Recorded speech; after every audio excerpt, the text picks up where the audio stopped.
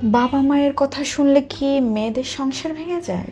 দেখো, তুমি আমাকে খারাপ বলতে পারো, ঝগড়েটটা বলতে পারো, একচোখা পুরুষবাদী বলতে পারো, কিন্তু আমি বিশ্বাস করি মেয়েরা যদি তার মা বাপের কথা বিয়ের পরে চোখ বন্ধ করে শুনতে থাকে, ওই সংসার টিকবে না, সম্ভব না। দেখবো অধিকাংশ মেয়ে যাদের সংসার ভাঙছে, দেখবা 99% কেস, হাজবেন্ড বাসা থেকে বাইরে হয়েছে, মারে ফোন দিচ্ছে, মা আজকে তো এই হয়েছে, হয়েছে।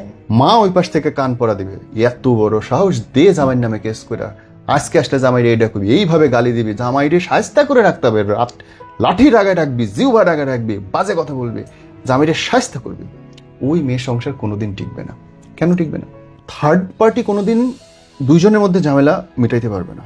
সে জানেই না যে তার হাজবেন্ডের ইমোশনটা কোন প্যাটার্নের, না তার হাজবেন্ড কোন জায়গায় কি রিয়াক্ট করে, তার চোখের দৃষ্টি কি হয়, অন্তরের অনুভূতি কি হয়। সে মা, সে নিরপেক্ষভাবে শুধু তার মেয়েকে সাপোর্ট করবে, মেয়েকে বড় করতে চাইবে, শক্তিশালী করতে চাইবে। হ্যাঁ ভাই, সংসার শক্তিশালীর জিনিস না, কিন্তু ফাইটের জিনিস না, লতায় পাতায় মিশে থাকে। কম্প্রোমাইজ, স্যাক্রিফাইস, আমি বলি কম্প্রোমাইজ স্যাক্রিফাইসও না, এটা প্যাটার্ন। তোমাকে ডাব খাইতে গেলে ডাবের মাথাটা কাটতে হবে, এটা ডাবকে তুমি হত্যা করলা না, কিন্তু এটা প্যাটার্ন। তোমাকে সংসার করতে গেলে দুজন শক্ত হইতে হবে না, লতার মতো মিশে থাকতে হবে, স্বর্ণলতার মতো। সো যেই সব মেয়েরা অন্ধভাবে মা বাপের কথা শুনে সংসার ইমপ্লিমেন্ট করে, ভাই তোমার সংসার আজ হোক কাল হোক ভাঙবেই।